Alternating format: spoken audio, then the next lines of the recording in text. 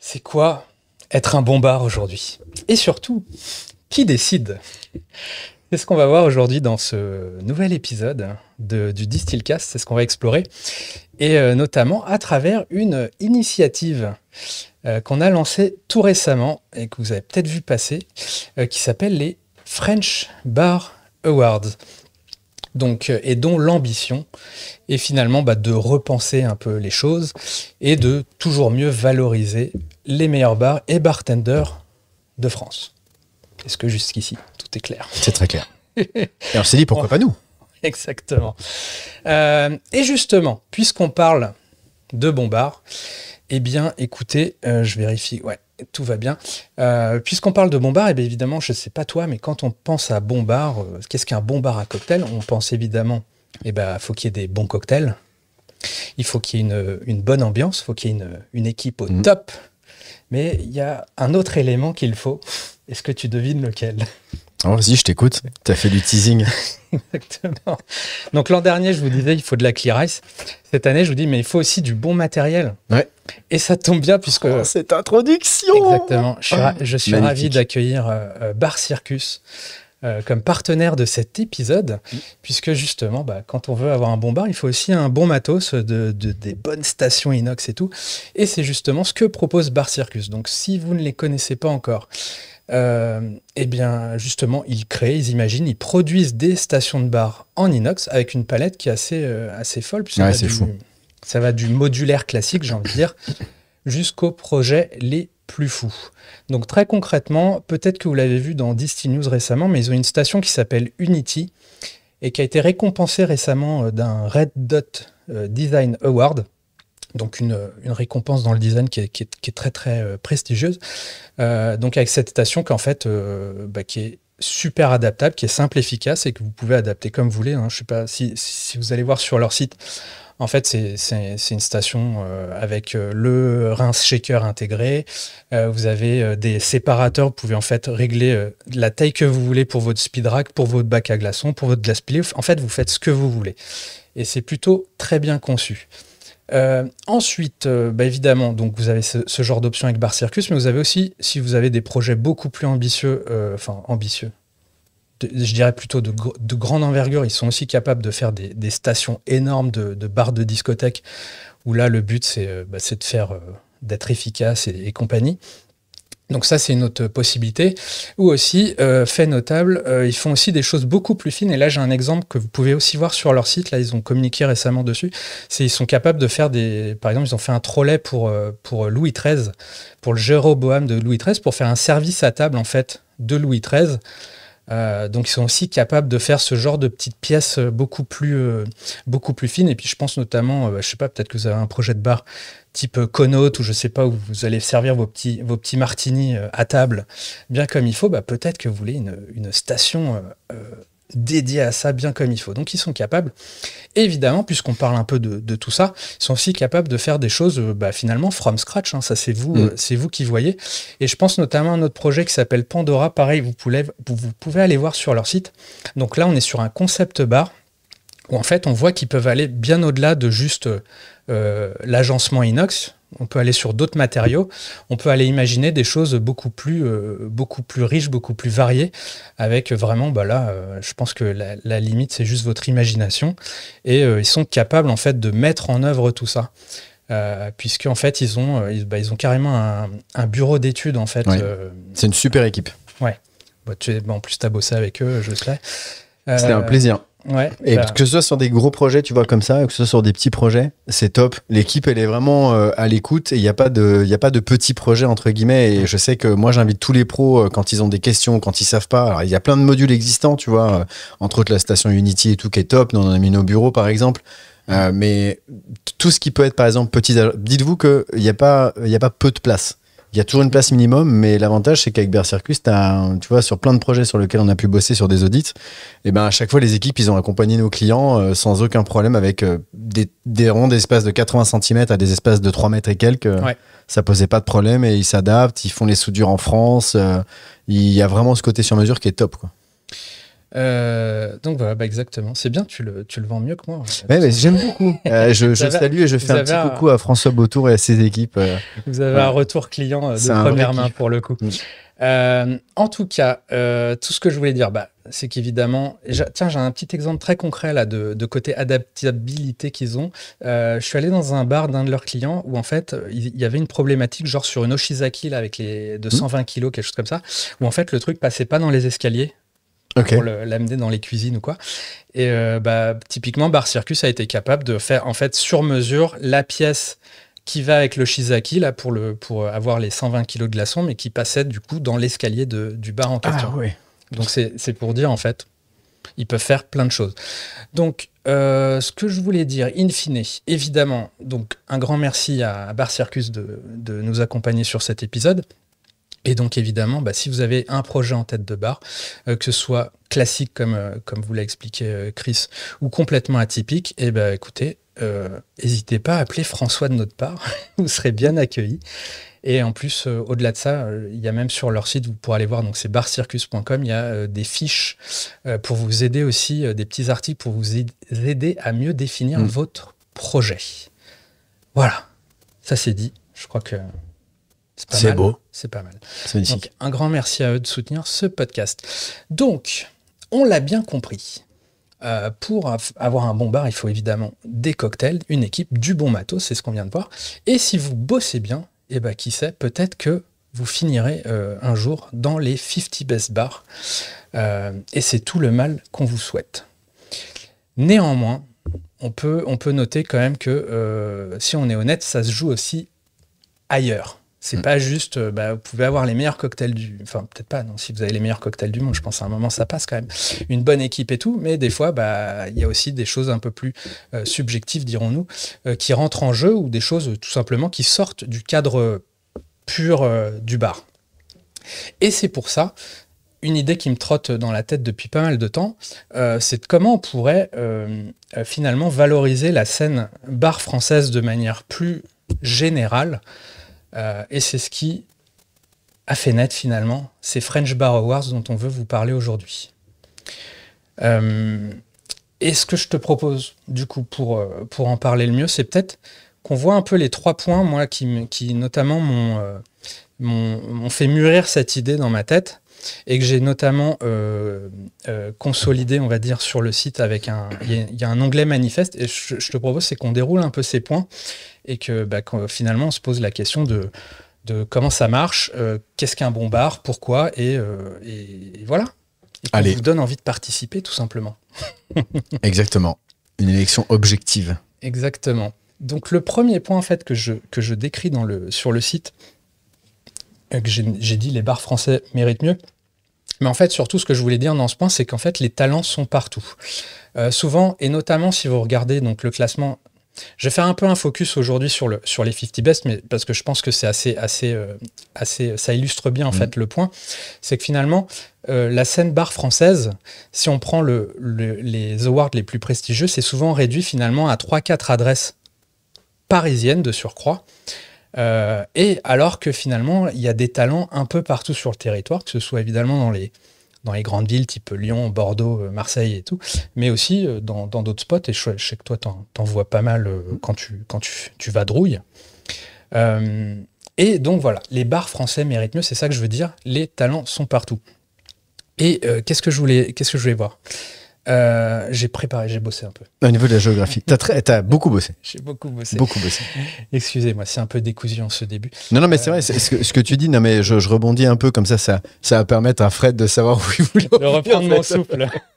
Mais en réalité, nous, l'intérêt qu'il y a eu et la discussion qu'on a eue avec Fred, ça a été de se dire, aujourd'hui, effectivement, il y a ce panel et cette reconnaissance mondiale sur les 50 best qui existe depuis maintenant longtemps. On l'a vu sur le panneau, on l'a affiché un instant, ça a commencé en 2009, si mes souvenirs sont bons. Exactement. Et si j'ai bien regardé. C'est 2009. Donc ça commence à faire quand même un sacré paquet de nombre d'années.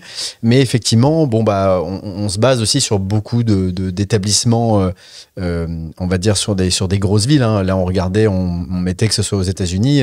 C'était pas non plus la ville dans le fin fond du Kansas. Hein. C'était du New York, du Miami. On parle de Singapour, Brisbane, Londres, etc. On n'a pas forcément les petites villes en fait en région. J'aime pas le mot province, hein, clairement. C'est un truc que je me bats contre ce mot. Ça veut pas dire grand-chose en fait. Une province, c'est pas ça. J'essaye de dire région. Ouais, mais en fait, c'est région parce qu'en fait, c'est pas une province. En fait, c'est pas Paris et le reste, c'est la province. Enfin, je suis totalement contre en plus ça, mais c'est vrai que il y a beaucoup de bars. J'ai eu la chance depuis les dernières années. Et je pense aussi tout au long de ma carrière de beaucoup voyager, même en France, dans plein de villes différentes, où on nous envoyait donner des formations, prêcher la bonne parole sur des marques ou autres, ou même accompagner et aider en fait avec une certaine expertise et notre expérience. Et il y a plein de villes où aujourd'hui, moi, j'ai pris des vraies claques dans la figure. Comme tu l'as très bien dit, on parle des établissements, on parle des cartes, on parle des cocktails, mais en fait, un bar, c'est le cumul de tout ça qui fait que c'est un vrai bon bar. C'est pas juste en fait un élément parce qu'il y a juste un cocktail le plus médiatisé comme le cocktail le plus cher du monde ou parce qu'il y a un magazine qui a décrété que tel bar a été le meilleur bar du monde, du coup c'est devenu le meilleur bar du monde parce que le magazine l'a dit ou autre, etc. Il faut remettre un peu l'église au milieu du village et se dire qu'effectivement on se contente pas à 3 villes, on se contente à mon humble avis, hein, je pense qu'il y a au moins une vingtaine, pour pas dire quasiment une trentaine de villes qui peuvent se targuer d'avoir des bars à cocktails. Un ou des bars à cocktails à travers la France. Et effectivement, aujourd'hui, bah, c'est très souvent les mêmes qui brillent. Pourquoi ? Parce que l'exposition médiatique, le fait que les marques aussi sont très souvent basées à Paris, les gros événements majeurs aussi d'activités de bar sont basés à Paris, etc. Et que, bah, légitimement, Fred m'avait effectivement soufflé à l'idée, bah, tiens, et si on allait faire briller aussi l'intégralité de l'Hexagone et aux 4 coins, et même dans les recoins de l'Hexagone, tous ceux qui méritent de briller par rapport à ça et qu'on voit ce que les Français pensent de leur propre bar. Exactement. Si je donne un peu plus de contexte et qu'on discute justement des 50 Best, j'ai essayé de faire un petit récap de tous les bars primés depuis 2009 justement français. Et j'en ai compté, alors a priori, si j'ai pas fait d'erreur, mais il y a 21 bars français qui ont été cités au moins une fois au 50 Best depuis 2009. Parmi ces 21 bars, si on regarde vraiment, alors quand je dis 21, c'est dans la liste élargie qui va jusqu'à 100. Si on se cantonne vraiment au 50 Best de manière stricto sensu, on tombe à 14 bars qui ont été mentionnés depuis 2009. Et si on regarde un peu la géographie, c'est là que, quand je dis vraiment ce point, les talents sont partout, mais ça ne se reflète pas forcément ici, c'est qu'au final, depuis 2009, il n'y a eu que 2 bars hors Paris qui se sont placés au 50 Best. Il y a eu Le Parfum, qui a été, c'était quoi ? C'est en 2017 qui a été 88e, donc dans la liste élargie. Et si on resserre au 50 Best, vraiment 50 Best, il n'y a que le Papa Doblé, toujours à Montpellier en 2011, qui s'est placé. Tout le reste du temps, 100% de bars parisiens en gros. Donc voilà, et d'ailleurs on voit qu'il y a des bars dont la régularité est assez dingue, type Little Red Door qui a été 11 fois au 50 Best, dont il me semble c'est 9 fois, non c'est 10 fois carrément dans la liste dans le top 50. Ouais, avec une régularité de monstre, hein, genre 2013, 15, 16, 17, 18, 19, 20, 21, 22, 23. Je vais citer les autres parce que ça me fait kiffer que tout le monde n'avait pas le panneau, mais grosso modo, les bars effectivement que la Fred est en train d'afficher là-dessus, c'est le Cherry Butt, le Coq, le Forum, le bar du Plaza Athénée, le Papa Doblé, le Danico, Bar Nouveau, Hemingway, Syndicat, Cambridge, Harris, Bouddha Bar, Candelaria et le LRD. Voilà. Et d'ailleurs, Bouddha Bar, c'est le bar qui s'est classé le plus haut de tous ces bars, qui a été 3e dans le premier classement 2003 et qui a fait 5e l'année suivante. Donc le meilleur bar qui soit placé après Bouddha Bar, c'est le Little Red Door qui a culminé en 5e position en 2022, il me semble, et 6e en 2023. Sinon, si on élargit un peu, on peut aussi citer, je pense que c'est cool de les citer, Mabel est apparu, il me semble, alors, où est-ce que je l'ai ? Tu l'as juste... Non, tu l'avais là. Ouais, je l'ai 2 fois en 98e place et 78e entre 2015 et 2019. Un autre... le Dirty Dick. Ouais, on peut citer le Dirty Dick. Fréquence. Qui a fait la liste élargie. Ouais. Fréquence également, donc c'est en 2021. Le Glace, donc en 2015, Marie-Céleste, ouais, bon, une citation, il me semble. Mais voilà, tout ça pour dire que finalement, évidemment, Paris brille, mais ça ne veut pas dire, je l'ai mis dans un mailing la semaine dernière, ça ne veut pas dire que le reste de la France doit être dans l'ombre, et d'où cette initiative des French Bar Awards. En parallèle de cette initiative, il y a des rumeurs comme quoi le 50 Best pourrait arriver en Europe, hein, vu qu'il y a un classement américain et un classement asiatique. Il serait tout à fait logique qu'il y ait un 50 Best Europe. Et je suppute, c'est pure spéculation, mais je pense, et peut-être vous l'aurez entendu là, pour la première fois ici, mais il y a moyen que ce soit annoncé dès ce mois de décembre. Voilà. Alors, je ne dis pas qu'il y aura un classement en décembre, mais je pense peut-être qu'il y aura des annonces pour dire que ça arrive. Et quand bien même, si ça arrivait, malheureusement, je ne pense pas que ça changerait grand-chose pour les classements des bars français. Je me suis amusé à prendre juste le top 100 de cette année. Et bon, déjà, il n'y avait aucun bar entre la 51e et la 100e place qui était en France cette année. Et si on prend que les bars européens cette année dans ce top 100, on a quand même 33 bars. Ça veut dire qu'il y aurait potentiellement 17 places à prendre.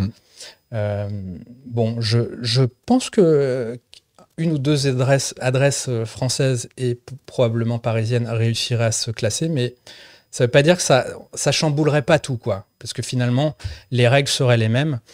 Et voilà.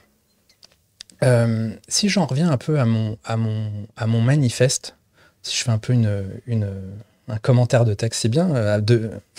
Après le lycée, c'est peut-être la première fois que je fais ça. T'avais des bonnes notes. Ouais, mais j'ai noté un truc. Bon, au-delà de dire qu'il y a évidemment, il y a des talents partout en France. Il y a une petite phrase là, je ne sais pas si les gens l'ont noté, mais je m'étais noté sans que l'idée, ça serait de valoriser les bars, alors que ce soit des bars de palace, des bars de quartier ou quoi, des gens leurs équipes qui méritent d'être reconnus, et le tout sans jamais avoir à se détourner de leur craft.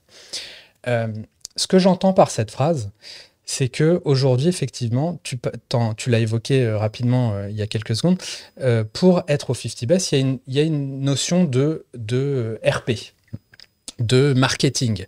Ça ne se joue pas uniquement sur vous faites des bons cocktails, vous êtes sympa, vous avez une équipe cool. Il y a aussi, tout simplement, c'est une question de visibilité.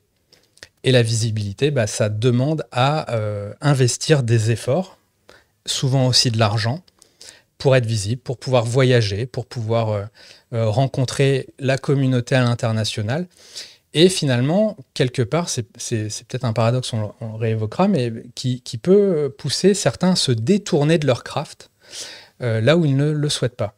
Je pense notamment au fait que y a des talents en France qui tout simplement sont focus, ils aiment bien l'histoire du cocktail, ils aiment bien la culture cocktail, ils aiment bien faire des bons cocktails, tester des choses, mais ils sont focus là-dessus, ils n'ont pas envie de jouer le jeu des RP, d'aller faire du networking plus que ça, ils veulent juste servir bien leurs clients. Et ça, des fois, ça ne suffit pas à être remarqué. Et par cette initiative, moi, ce que je me disais, c'est que finalement, on connaît tous un bar au top, où le gars, l'équipe, ils sont top, mais ils ont aucune chance d'être dans le classement. Mais nous, on sait qu'ils méritent, qu'intrinsèquement, ils ont des qualités et tout. Et justement, l'idée, c'est, en ouvrant aussi le vote, là, parce qu'on va en reparler, mais l'idée, c'est que tout le monde puisse voter à ces French Bar Awards, et c'est de pouvoir justement faire valoir cette voix et de dire, il y a ces mecs-là qui bossent super bien, et ils méritent finalement de la visibilité qu'ils n'iront pas chercher. Si je continue sur ce truc-là, on m'a raconté récemment un bartender très talentueux en France, dont on me parle depuis plus de 10 ans, mais on parle de ce mec, il est très bon. Non, on va pas citer le nom. Petite dédicace. Non, je vais être pudique là-dessus. Mais en fait, simplement, ce qu'on m'a raconté, c'est que par exemple, quelqu'un lui a envoyé un journaliste. Le journaliste a vu, oui, effectivement, c'est top. Sauf que derrière, le journaliste, il avait besoin, je sais pas, tiens, tu peux m'envoyer le menu en PDF, tu peux m'envoyer ci, tu peux m'envoyer plus d'infos là-dessus.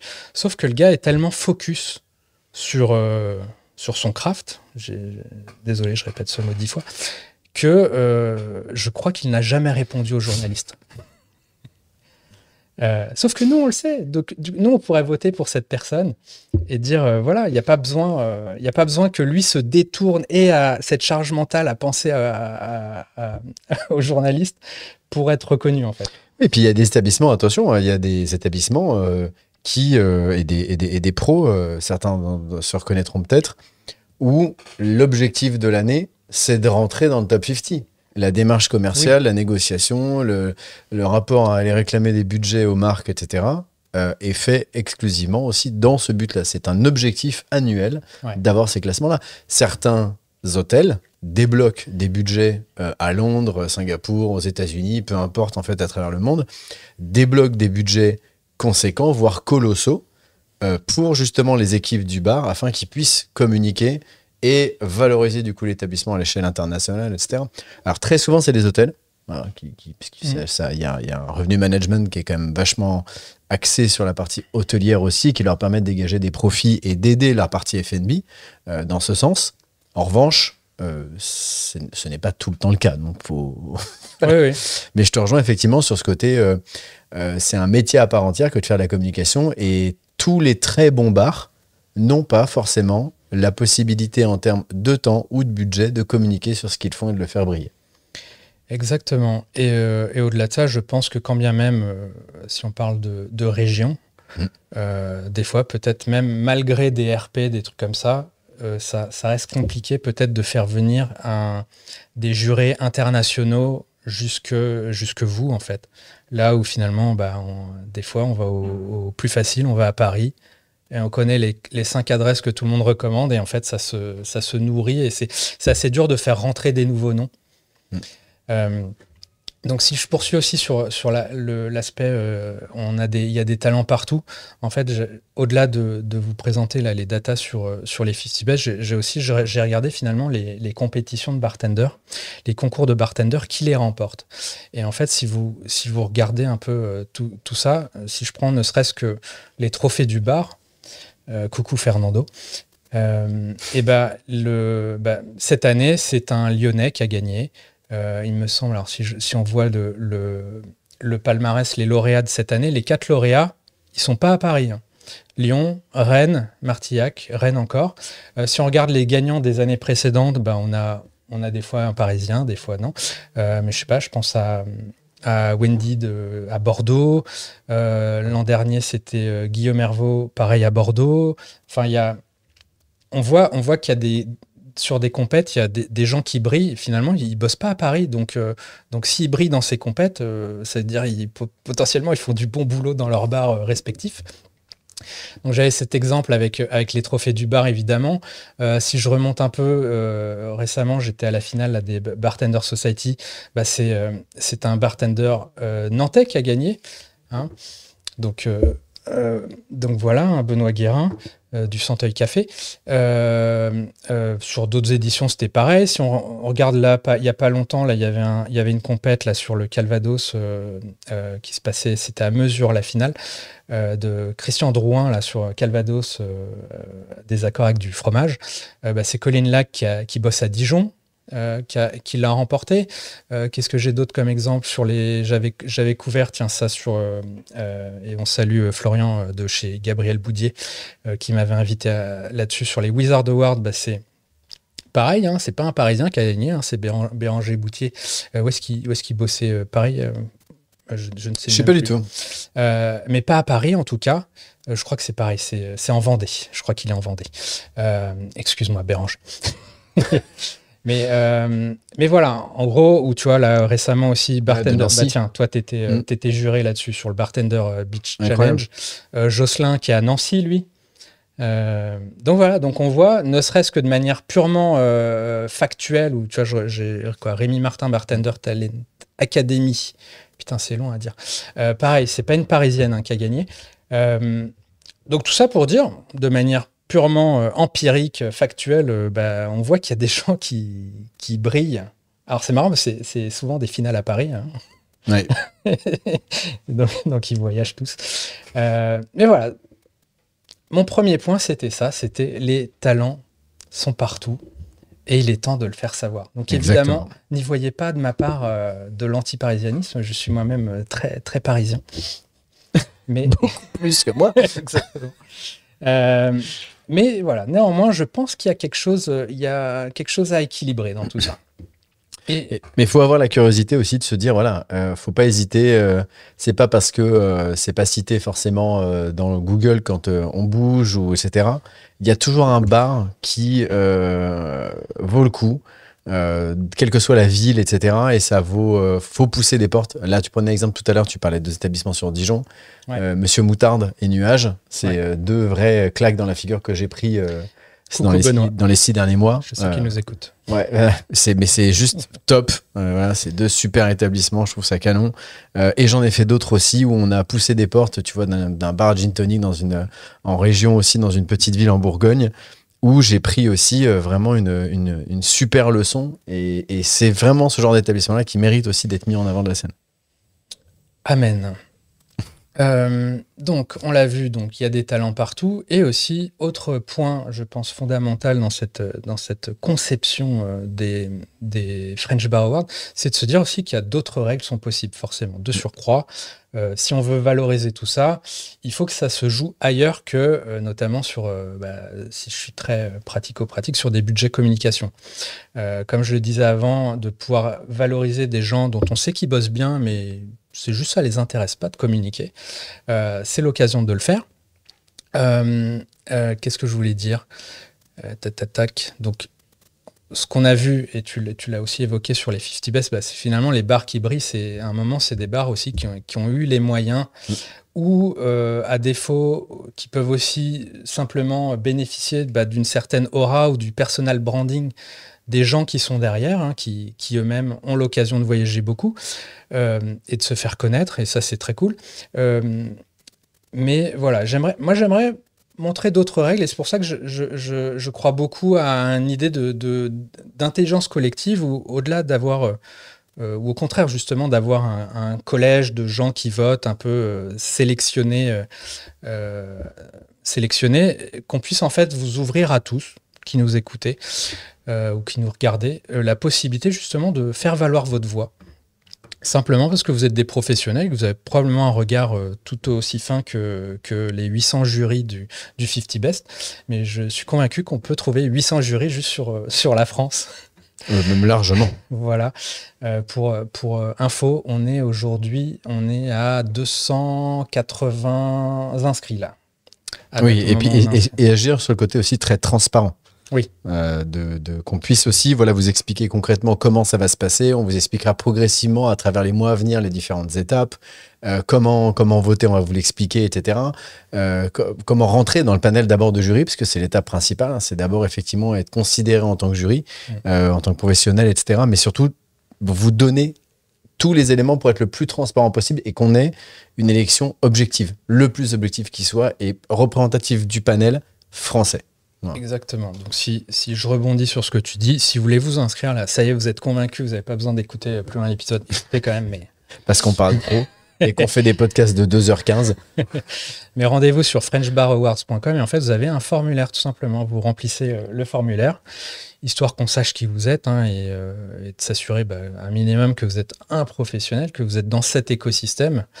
Et puis professionnel dans l'industrie, hein, je précise, que dans le rôle, que ce soit ambassadeur, marketing, restaurateur, etc. On parle de professionnel dans l'industrie du coup du bar et de la restauration. Ça peut être créateur de contenu dans ce domaine, journaliste, distributeur, enfin voilà, ça peut être moi, ça peut être Chris, ça peut être vous. Exactement. Et d'ailleurs, pour illustrer, si on est tout à fait transparent sur l'état des inscriptions aujourd'hui. De Monsieur Roginska, incroyable.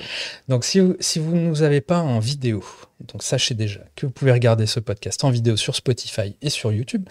Et là, en fait, ce que je suis en train d'afficher, c'est un tableur en live des datas en fait d'inscription. Donc là, pour être tout à fait transparent, on enregistre le lundi 20 octobre.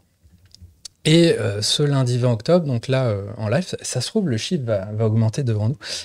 Ça serait magnifique. Si tu traques. Mais on a... Non, mais t'as le tableur qui se met à jour dès qu'il y a un nouvel inscrit. Donc, voilà. En fait, on est 288 aujourd'hui. Donc, c'est très cool déjà. Et ce que je trouve très cool aussi, c'est qu'il y a 43 départements représentés déjà. Je t'avoue, je suis nul en géographie. Je ne sais même pas combien il y a de départements en France, mais il me semble que c'est une centaine. C'est très bien, parce que tu demandes à une personne qui doit à peu près le même niveau que toi. J'ai sûrement dû aller dans la plupart d'entre eux en voiture, tellement j'ai traversé la France maintenant. Mais je crois que c'est une centaine. Donc, on a, l'air de rien, 43 départements représentés. Évidemment, bon, Paris, on s'en doute, est majoritaire, mais majoritaire avec 30% du panel, on va dire. Alors après, il y a les Hauts-de-Seine, donc on va dire qu'on monte à un gros tiers. Mais ça veut dire qu'il y a un gros 2 tiers qui n'est pas à Paris ou en région parisienne. Et ça, c'est très cool parce que je n'ai aucun doute que ça, si on faisait voter aujourd'hui les Fresh Bar Awards, ça se reflèterait très bien dans le classement. Ce qui est intéressant, donc tu parlais des professionnels dans toute leur globalité. En gros, si je compte là à peu près tout ce qui est bartender, bar manager, propriétaire de bar, on est à peu près à 50% du panel, c'est même 51-74 là. Ouais, j'ai déjà fait sélectionner. J'ai sélectionné tout ça. Donc c'est-à-dire qu'il y a à peu près la moitié aujourd'hui qui sont vraiment les mains dans le cambouis, on va dire, du bar, et une autre moitié qui aujourd'hui plus gravite dans cet écosystème, que ce soit côté marque, côté formation, côté quoi? Côté média, côté brand ambassadeur. Ouais, puis c'est très ouvert. On laisse la possibilité. On voit les étudiants, par exemple, en bar, parce qu'eux aussi visitent des bars, vont dans des bars. Et s'ils sont aujourd'hui étudiants en bar, c'est qu'ils ont aussi leur avis à donner. Des sommeliers, cavistes, producteurs, des gens qui travaillent dans l'import-export, des fournisseurs, grossistes, des formateurs, des consultants, des créateurs de contenu, comme tu le disais tout à l'heure, les serveurs, toute la partie marketing, etc., distributeurs, mais toute la partie journaliste, ambassadeur, etc. Autre. C'est ce que bar je addict. C'est les bars addicts. Ce que je n'ai pas pu formaliser, on va dire, dans une catégorie. Mais ouais, on voit déjà que c'est... Bon, clairement, les premiers feedbacks qu'on a eus sont très positifs. Visiblement, la démarche vous plaît.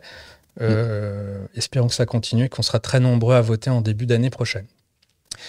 Mais pour revenir donc à cette idée d'autres règles possibles, ce que je m'étais noté comme chose qui me motive aussi à réinventer ces règles, c'est que par ce biais d'un panel qui soit les professionnels dans leur ensemble, ça serait génial, et ben on va justement peut-être pouvoir un peu annuler les biais actuels des classements qui sont ce côté RP. Et en fait, bon, comment on dit, j'extrapole un peu, mais des petits exemples, moi, qui m'ont marqué ces dernières semaines, c'est que, en fait, j'ai vu que même des bars français aujourd'hui, quand ils font de la communication, ils vont parfois faire leur communiqué de presse en anglais, directement en anglais. Ils vont faire appel à des agences de com internationales. Et finalement, le paradoxe, c'est que on développe des bars en France qui sont tournés dès leur conception vers l'étranger, et finalement le même travers qu'on pourrait se dire avec le cognac en France ou avec des autres vies comme ça qui finalement font tellement de business à l'export qu'en fait ils s'intéressent même plus à leurs consommateurs locaux, et je vois ce biais même chez certains bars, ce qui peut être assez amusant, c'est-à-dire que finalement la clientèle locale n'est peut-être même plus n'est pas un enjeu finalement. Et aussi ce paradoxe, si on va plus loin, c'est que finalement pour nourrir cette aura internationale, ça vous oblige aussi à voyager, finalement à vendre votre bar sans être vous-même dans votre bar.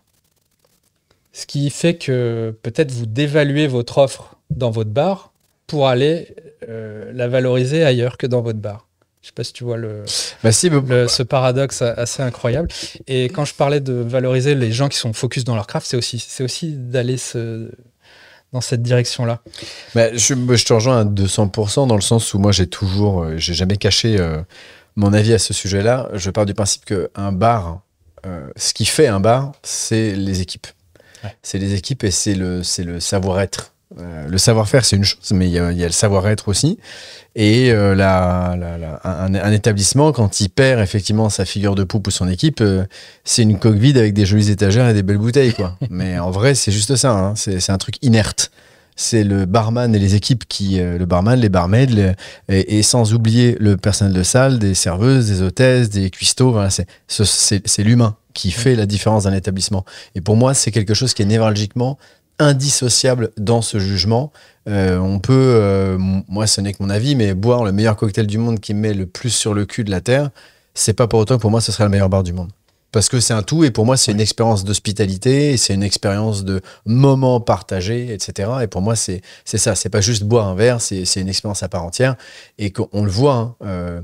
Là, l'autre jour, j'ai une personne qui n'habite pas à Paris, qui a été pour la première fois dans un établissement parisien, ça fait longtemps qu'il voulait y aller, et il m'a dit, alors, il m'a parlé de cet établissement-là, mais il l'a encensé, mais la dernière chose dont il m'a parlé, c'est ce qu'il a bu.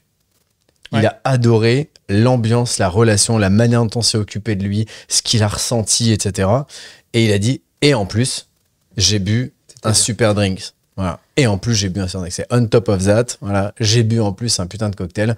Donc ça, c'est exactement la philosophie que moi j'ai dans l'industrie et que j'aime vraiment partager et valoriser. Donc c'est aussi dans ce sens-là voilà, où on se retrouve beaucoup dans nos valeurs avec Fred là-dessus, et on est bien d'accord parce qu'on est consommateur de typologie de bar, je pense, très différents, que ce soit un bon pub qui sent un peu la bière éventée mais dans lequel il y a une vraie âme, ça sent un peu la chaussette mouillée, mais voilà, mais ça compte, à un bar très pointu où vraiment on va parler de mixologie avec énormément de travail en amont sur la carte, sur le support, le menu, etc. Mais tout le monde n'a pas la chance d'avoir cette capacité-là, et surtout, c'est pas la même typologie, tout simplement, et pas la même cible clientèle. Voilà. Donc, ça mérite en tout cas de les mettre en avant, ces établissements-là aussi. Donc, remettons le bar au centre du village. Ouais. Oh, c'est beau. Ouais. On va s'arrêter là. Merci beaucoup pour cet épisode. Attends, il n'y a pas meilleur outro que ça, Fred. Tu pourras pas y arriver. Oh, je suis pas sûr. J'ai écrit une phrase là que j'ai relue tout à l'heure. Je me suis dit, elle est pas mal. En fait, je disais par rapport aux gens qui sont très focus sur leur craft, et que par cette initiative un peu d'intelligence collective qu'on voudrait remettre en lumière, quand bien même eux-mêmes ne cherchent pas la lumière. Ce que je m'étais noté, c'est que les French Bar Awards, l'ambition, c'est d'être un classement juste, qu'en gros, un classement juste se doit d'être en mesure de capter cette excellence de l'ombre. Voilà. Moi, je m'en vais, je quitte le plateau. Au revoir, Fred, merci à tous.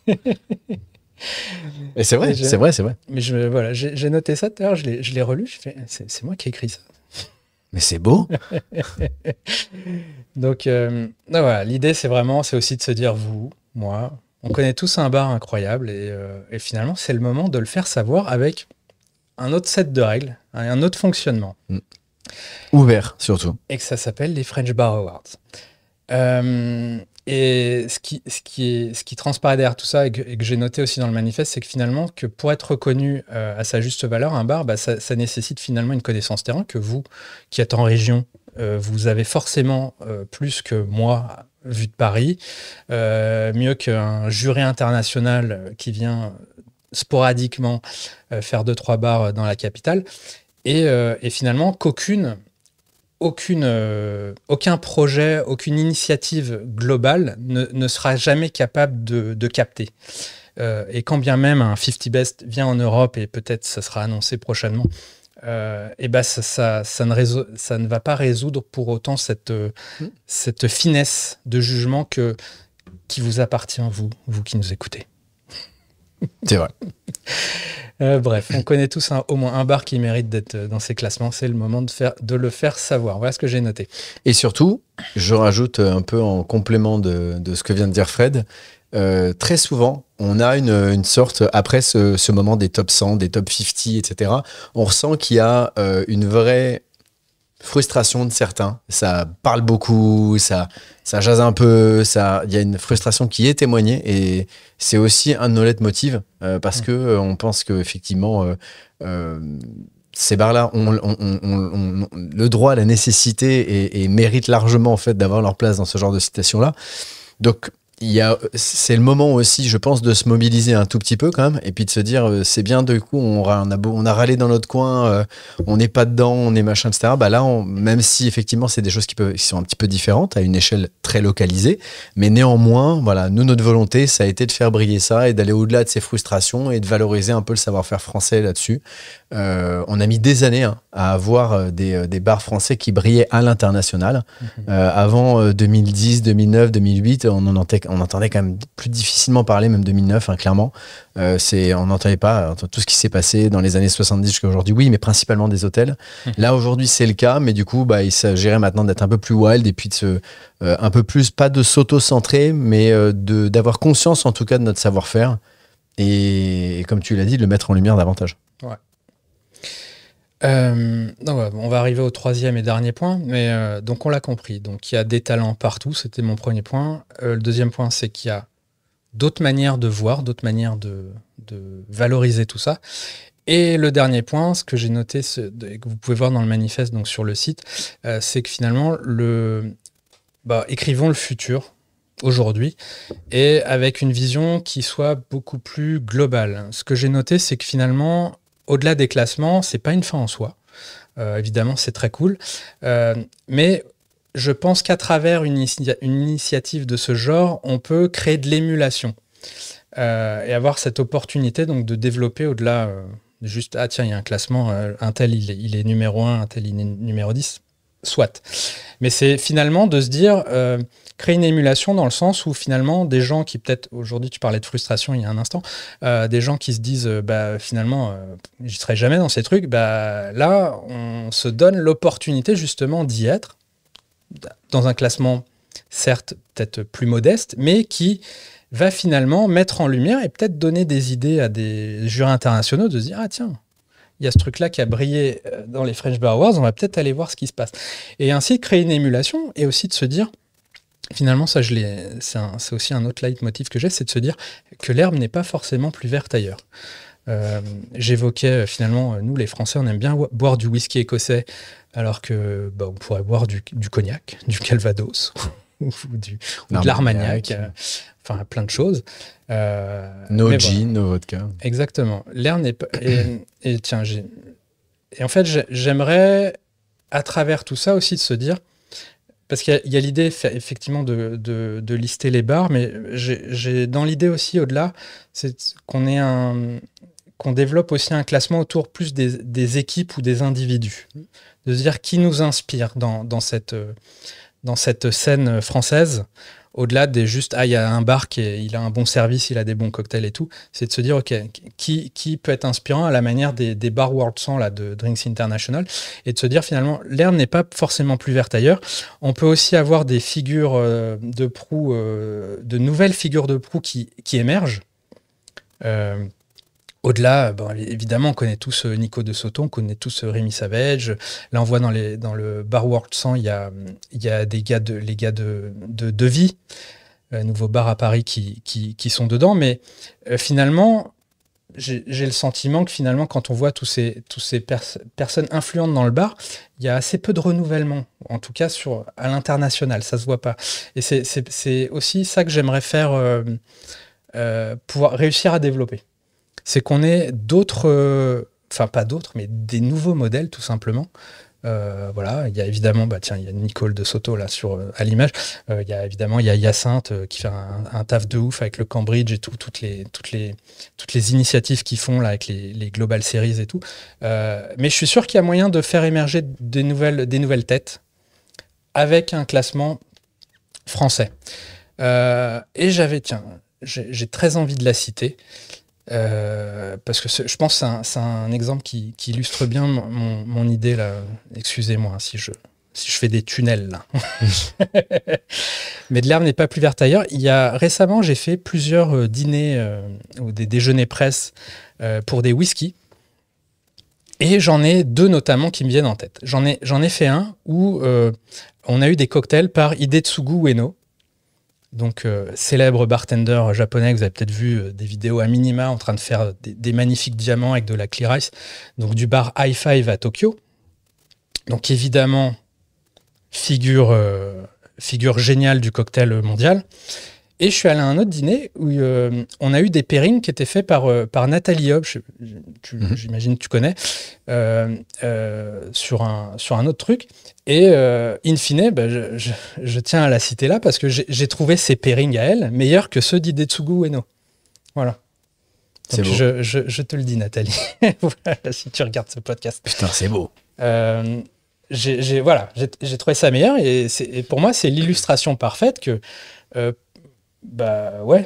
peut-être qu'Hidetsugu a une aura plus grande à l'international, mais on fait des très belles choses aussi en France et ça serait cool de les faire popper. Voilà, je sais pas si tu as des trucs à... Non, mais c'est hyper intéressant. Je prends aussi, par exemple, le côté... je vais essayer de mesurer mes propos. Je prends aussi, par exemple, l'exemple de la dureté de certaines personnes qui, des fois, vont dans des bars à leur ouverture. C'est un peu comme le premier service du restaurant, tu vois. Et puis, ils entendent parler, ils savent que tel bar ou telle personne va ouvrir tel établissement, etc. Et ne laissent absolument aucune marge de manœuvre, aucune porte. Aucun droit à l'erreur à un établissement et de dire moi j'y suis allé moi à l'ouverture, c'était horrible. À l'ouverture c'est normal en fait que ce soit horrible parce qu'en fait on est en calage. Voilà, c'est pour ça qu'on fait des soft openings en règle générale comme dans beaucoup de restaurants ou autres où c'est uniquement les amis, uniquement etc. Faut être aussi un peu indulgent, hein. On fait un métier aussi avec beaucoup d'humains. On a le droit à l'erreur. Il y a des fois des services qui peuvent être plus compliqués que d'autres, etc. On a un aléa de personnel, on a déjà ce genre de choses-là. Puis tout le monde n'est pas parfait. Je pense qu'il faut aussi être un peu plus gentil. Je pense dans un monde où il y a quand même tout qui part quand même bien en banane. À droite, à gauche, on va pas en parler. Hein. C'est pas l'émission où vous allez entendre parler de politique ou autre. Enfin, de toute façon, je serais pas là si c'était le cas. En revanche, je pense qu'il faut être un peu plus cool, un peu plus ouvert d'esprit, un peu plus curieux, se donner le droit aussi à l'erreur, aider aussi les gens. Moi, je le vois, j'ai découvert un groupement de restaurateurs qui s'appelle le Bistrot Soleil, qui est situé en fait en Bretagne, qui est un truc vraiment top et qui sont en fait les mecs à l'origine du coup du Bartender Beach Challenge et qui ont un aura pour aller former les nouvelles générations ou autres qui est vraiment top. Ils sont vraiment beaucoup aimés en fait. Les dirigeants des établissements comme Gus, etc. sont des gens qui sont vraiment beaucoup regardés. Alors c'est le nom du groupe, je sais pas si c'est celui-ci en particulier, mais typiquement, je me suis retrouvé avec des barman qui aujourd'hui officient à Marseille et qui sont vraiment des génies, qui ont repris la direction de certains hôtels, etc. ou autres, et qui ont été formés dans des établissements qui aujourd'hui sont, si vous passez devant ces établissements-là, c'est des brasseries. Voilà. C'est vraiment des brasseries. Et par contre, il y a beau y avoir 145 places assises dans des zones très estivales, voire balnéaires, etc., vous aurez peut-être le meilleur Negroni de votre vie. Voilà, il faut qu'on ait la curiosité aujourd'hui de pousser les bars, les établissements, etc. Tout à fait. La Potinière, voilà, typiquement, on l'affiche à l'écran, Cavoc, etc. Voilà, j'ai été très agréablement surpris, j'ai pris vraiment une grande claque. Ces établissements ont leur place totalement dans les meilleurs bars en fait de France. On le voit, hein, ça fait brasserie, c'est un très bel établissement, c'est une brasserie. On se dit pas spontanément peut-être. Pas du tout. C'est là que je vais boire un bon Manhattan, j'en sais rien. Non, et en plus de ça, et pour moi c'est vraiment encore une fois ce qu'il y a d'important et je vais le redire, l'accueil, le côté hospitalité, on fait des métiers de service. C'est un métier de service. Moi-même, en tant que formateur négatif pour photographe, cascadeur pour marque commerciale, ou je sais pas trop aujourd'hui ce que je fais, voilà, comment me qualifier. Ces établissements-là sont incroyables, forment des nouvelles générations à tire-larigot toute l'année, qui aujourd'hui se baladent à travers le monde entier. Comme Lilian aussi, qui est un barman qui est parti travailler en Angleterre, qui est responsable de formation aussi chez EBS, etc., et qui a fait ses armes là-bas. Avec ce fameux qu'on appelle Gus, qui s'appelle Augustin Magré, et qui avec coach, etc. Enfin, toute cette équipe-là se reconnaîtra si vous nous écoutez. Je trouve que moi je me suis beaucoup intéressé à ce qui se passait en dehors des grandes villes. Sans dénigrer les grandes villes, mais j'ai vraiment redécouvert en fait vraiment la France et ce qu'on pouvait en faire en restauration, ce qu'on pouvait en faire en bar, ce qu'on pouvait en faire en cocktail. Alors peut-être que c'est le rayonnement aussi de ce qu'il y a eu au fur et à mesure à Paris à travers les médias qui a fait que, mais en tout cas ça a inspiré et moi je voulais vraiment tirer ma casquette que je n'ai pas aujourd'hui, ce qui est rare, mais tirer mon chapeau, ma casquette, ma queue de cheval, mes lunettes, tout ce que vous voulez, pour vraiment féliciter et faire... Une, si tu veux. Putain, merci. Alors là, attendez, parce que vous ne le voyez pas à l'écran, mais il vient de faire un don incroyable, ce qui est donc du coup la casquette. Oui, mesdames et messieurs, pour ceux qui peuvent nous voir, je porte la casquette Hellfest de Fred Roginska, qui est une sorte de Saint Graal qu'on embrasse à l'entrée des maisons ici à Paris. Tu vas la lever. La casquette. Je vais lever ma casquette. Je fais petite salutation. Je vais la garder, tiens, pour le reste de l'épisode, même si c'est hors sujet, c'était le sujet d'avant, mais elle est très confortable. Puis ça t'apprendra à pas m'en avoir amené une. Mais voilà, en tout cas, je vais pas paraphraser ce que j'ai déjà dit, mais voilà, je tiens vraiment à faire briller ça aussi. C'est une super initiative. Et comme tu l'as très bien dit, ce n'est pas quelque chose c'est quelque chose de différent. C'est pour nous, avec nous, par nous, pour vous, oui. En fait, aussi. C'est ça, c'est par et pour les gens de l'industrie française. Et on y tient réellement. Et voilà, donc c'est important. N'hésitez pas, Fred va le redire, va vous mettre en fait les liens aussi en description pour devenir aussi, du coup, votant et jury. Exactement. Vous êtes un pro, vous êtes potentiellement qualifié. Voilà, il faut juste remplir un formulaire, histoire de cadrer un peu les choses, parce que évidemment, alors, on va pas rentrer dans les détails aujourd'hui, parce que c'est un peu work in progress, mais il y aura quand même quelques critères, même si les critères, c'est qu'est-ce que vous, intimement, vous jugez être un bon bar, sachant que typiquement, un critère de base, c'est évidemment un bon bar, c'est pour lequel vous votez, c'est pas le vôtre. Ça marchera pas. Je tiens à le préciser. Il y aura des garde-fous de ce type-là. Mais voilà, l'idée aussi de cet épisode, c'est de vous exposer un peu la vision de manière un peu sommaire comme ça, mais aussi d'ouvrir le débat. Et si vous avez des idées, si vous avez des suggestions, faut surtout pas hésiter.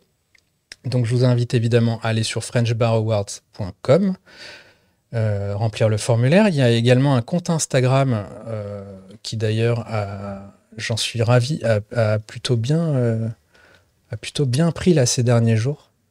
Nous sommes 519 dessus, c'est très cool.